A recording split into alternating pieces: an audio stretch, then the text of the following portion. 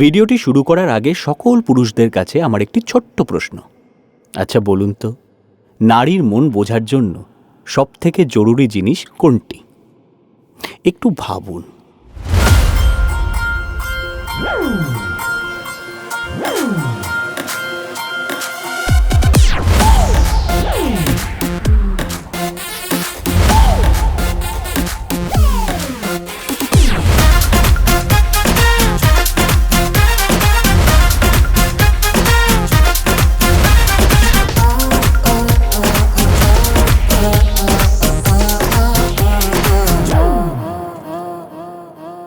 কি, এখনও উত্তর পেলেন না তো?